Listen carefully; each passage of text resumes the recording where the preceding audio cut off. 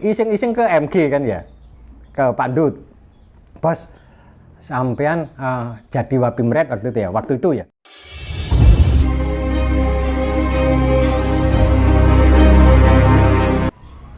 Assalamualaikum warahmatullahi wabarakatuh. Jumpa lagi dengan BBT, bukan Butejo. Hari ini BBT ada di rumah Bos Darul. Seseorang yang nggak ada berhentinya untuk bikin usaha-usaha baru. Mantan wartawan Jawa Pos lagi. Tetap aja yang diubah ke pekancane dewi. Tapi semua teman-teman Jawa Pos yang sudah senior itu ceritanya itu lucu-lucu. Gak percaya, denger nih loh ceritanya Mas Darul bikin koran. Membuat koran edan-edanan itu kan bukan pertama ya. Cepat emang? Ya kalau tingkat keedanan mungkin kan karena itu berpacu dengan sangat cepat ya, karena ada kompetitor. Kalau di tempat lain mungkin nggak pakai mikir percetakan dari nol kan, itu kan nol. Nol juga semuanya dari nol. Oke, kayak di berpacu ya. Kan targetnya relatif kayak Papua kan sebenarnya kan waktu kita membangun Cendrawasih Pos itu Pak Dahlan kan nggak punya orang saja, nggak punya orang senior harusnya kan menurut ceritanya Pak Dahlan, aku akan nunjuk direktur pelaksananya di sana itu biasanya yang umurnya 33 ke atas. Kenapa umur 33? Karena yang waktu saya ditunjuk oleh Jawa Pos umur 32 saya merasa kurang matang, sehingga harus 33 minimal gitu loh. Udah kurang setahun. Lah sementara saya waktu itu karena mereka senior nggak ada yang mau disuruh berangkat ke Papua, saya angkat tangan Mbak Sri. Nah ternyata disusul sama temanku Boloplek JTO yang juga angkat tangan. Jadi yang angkat tangan kami berdua. Saya siap berangkat ke Papua. Ternyata JTO juga siap berangkat ke Papua. Aku umurku 28, JTO 27. Aku menang setahun gitu. Jadi bukan karena prestasi, bukan. Karena usia. Nah waktu itu Pak Dahlan malah loh kok cah cili-cili saya ngacung loh. Aku jadi harus berpikir lagi, Rul, aku perlu waktu 2 minggu untuk memikirkan apakah Anda harus saya berangkatkan atau tidak. Loh Pak Dahlan kan komitmennya siapa yang siap diberangkatkan. Kan saya yang siap. Nantang ya. Iya, ya saya begitu 2 minggu tak tanya pada Rul, aku belum siap. Kapan Bos? Aku kasih waktu aku seminggu lagi ya. Ya seminggu lagi, aku tanya lagi. Seminggu lagi. Sampai itu bukan main itu ya, udah siap. Yes, pokoknya saya karena saya sudah memutuskan berangkat. Ya nuwun sewu ele karyawan, aku jadi sudah tidak semangat lagi di Jawa Pos, hatiku sudah di Papua. Oke. Keputusan belum ada tapi iya. Karena waktu itu kan Pak Dahlan siap pokoknya ngacung siap berangkat, kita berangkatkan. Ya saya kan pegang itu. Tidak ada janji-janji konko tak bayar sama. Oh nggak ada, sama sekali nggak ada. Whatever. Nggak ada. Pokoknya berangkat ya berangkat. Dan waktu itu, oke sip, katakanlah sampai penundaan 3 kali 4 kali karena Pak Dahlan masih meragukan saya. Pak Dahlan ngomong kalau beli aku bangga dikit, aku memang hebat. Anda memang hebat di redaksi, Rul. Tapi aku nggak yakin Anda siap di keuangan. Anda siap di pemasaran koran, Anda siap di iklan. Kalau redaksi kan Anda paling berprestasi selama ini di Surabaya. Tapi kalau yang di luar redaksi, padahal di sana kan pegang uang, bukan hanya pegang redaksi. Iya, pegang semuanya. Apalagi masih ditambah dengan percetakan. Karena tidak mungkin Anda cetak di Jawa Pos. Beda dengan koran-koran yang ada di sekitar Surabaya, sekitar Jawa Pos. Cetaknya kan masih di Karagung. Nah, itu bedanya, Rul. Jadi Anda itu jadi saya lah pasalnya. Jadi Pak Dahlan lah. Iya. Kabeh. Ya. Semuanya harus Anda kuasai. Ya keuangan, ya pemasaran, ya percetakan. Pokoknya harus bisa semua gitu. Ya, saya cuman yakin aja kalau kita mau berangkat, mau serius, insya Allah juga bisa.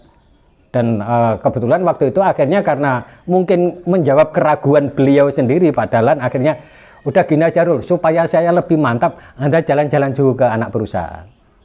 Maksudnya Pak Dahlan, ya Anda jalan-jalan terserah. Anda pilih yang mana? Bahasa belajarnya itu gitu. Enggak, ya pokoknya jalan-jalan aja. Anda kemana? Kalau saya ke Manado Pos, ke Mas Imawan gimana bos? Oke, saya setuju. Kalau selain itu kemana? Kalau ke Palu bos, Palu itu masih mau siap-siap untuk terbit. Enggak apa-apa, Anda juga lihat ke sana. Terus satu lagi yang akhirnya saya nggak jadi itu, kemudian kita tarik ke saya ditarik ke Surabaya untuk belajar ke Mbak yang Dharmanyata aja, Mbak Diah ya, keuangannya waktu itu ya. Nah, waktu itu ada dia. Ya, artinya akhirnya saya berangkat ke Mas Imawan ya, karena Mas Imawan itu di sana sudah nggak pegang teknis. Ya saya cuma diajak main pesawat di ruangan direksi. Mas, Pak Imawan kan seneng main pesawat-pesawatan gitu ya. Aduh, oke, tak kasih belajar sini dulu. Apa bos? Ayo sini ke sana. Dia setiap hari saya ke Pak Mas Imawan, ya diajak main pesawat-pesawatan itu di dalam ruangan direksi. Kelihatannya. Iya. Padahal ini mau saya belajar gitu loh. Ya udah, ini nanti Anda akan bisa sendiri gitu. Tapi ya karena begitu beliau pulang ya saya nanya ke orang keuangannya, orang distribusinya, saya belajar lah. Karena memang saya tidak terbiasa mencatat ya apa yang itu saya ingat-ingat gitu aja. Ya, itu tak pakai. Terus kemudian ke Palu yang agak lama karena di situ belum jadi, sehingga bagaimana merancang rubrik dan lain-lain memang saya banyak belajar di Palu. Sebelum ada mercusuar. Waktu itu prepare terbitnya mercusuar. Oke. Nah, terus setelah itu Itu pertama ya Cepos ya? Pertama ya. Ya, akhirnya saya pulang, saya lapor kepada bos, saya ternyata sudah jauh lebih siap daripada dulu. Saya ngomongnya gitu. Ya terus, sebentar, Anda kan kemarin baru nikah. Iya, terus kenapa bos? Kan nggak ada hubungannya antara nikah. Aku memang rodo nakal gitu kalau ngomong dengan Pak Dada. Antara nikah dengan pekerjaan kan nggak ada hubungannya bos. Dulu kan Pak Bos dulu yang ngomong itu. Jangan sampai nikahmu itu mengganggu karirmu kan gitu ya. Aku dulu tuh pernah dibilang dia nggak boleh nikah. Oh ya? Jangan nikah dulu bos. Gitu. Terus gimana mas? Iya nggak boleh nikah dulu deh. Nah terus seperti itu Pak Dahlan kan tahu bahwa waktu itu katanya istrimu hamil dulu. Saya nggak tahu apakah untuk alasan untuk menunda lagi. Iya. Saya nggak tahu. Iya sih bos. Berapa hamil ke berapa sekarang? Bulan ke berapa? Kalau ndak keliru ya 8 bulan lebih dikit. Berarti sebulan lagi kan melahirkan. Iya, tapi kan nggak ada hubungannya kan. Ya akhirnya Pak Dahlan diam, nggak melanjutkan itu, nggak melanjutkan pertanyaan itu. Punya kalimat lagi untuk menggagalkan tekad itu. Ya akhirnya ya sudah. Anda ngomong ke Mbak Umi. Terus minta sangu berapa orang yang nanti berangkat biar dibelikan tiket. Kalau seingat saya waktu itu saya bawa 4 orang. Yang 1 itu orang keuangan, yang 2 orang redaksi. Karena selebihnya itu memang akan menyusul kemudian, karena saya belum tahu kondisi di sana bagaimana, dan ternyata Pak Dahlan juga belum tahu kondisi di sana realnya bagaimana. Udah, yang penting 4 orang jalan dulu, nggak apa-apa. Kalau nggak salah take over kan ya? Take over ya, bahasa kerennya take over. Tapi sebenarnya yang di take over nggak ada apa-apanya. Tapi ada korannya kan? Ada koran, ya ada koran mingguan. Mingguan Cendrawasih.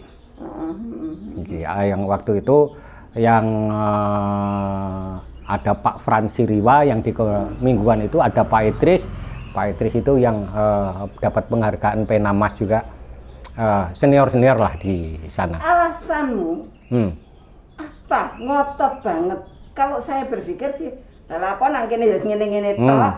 Kalau kita nggak jadi sesuatu dimanapun, itu nggak akan naik gitu loh. Atau apa? Saya cuman yang mendasar dari yang pernah didawuhkan Pak Dahlan ke saya itu, ya akan jauh lebih baik menjadi raja sekalipun kerajaan itu kecil daripada menjadi ekor di sebuah kerajaan yang sangat besar. Karena di situ Anda akan belajar menjadi raja di perusahaan yang sangat besar. Tapi kalau Anda tetap di sini, ya nanti akan tetap jadi ekor. Nggak pernah Anda berlatih mengambil keputusan. Nah, itu yang pertama. Yang kedua, ya memang saya pengen tahu Indonesia secara keseluruhan.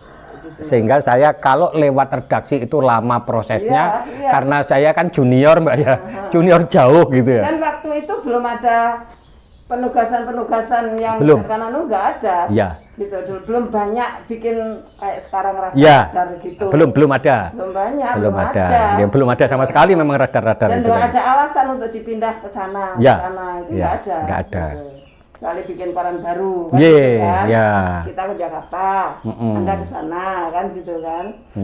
Aku tuh dulu tahun 84 kali aku ikut ya. 84 ya? Iya, kalau nggak salah itu 84. Jadi memang cara untuk naik itu ya berprestasi. Dengan taruhan di sana gagal pecat. Iya. Dan balik. Ada perjanjian itu? Enggak ada, cuman ya jangan balik lagi gitu aja.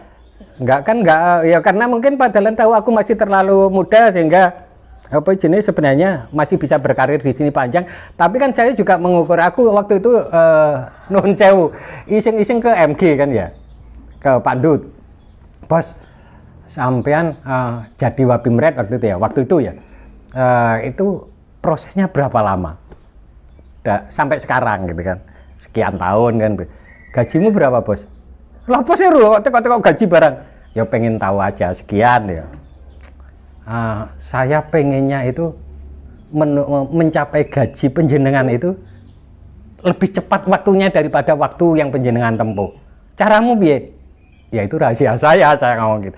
Itu satu bagian yang lain yang saya pengen, bahwa sebenarnya karir itu bisa dikejar asal kita bener-bener berjuang gitu.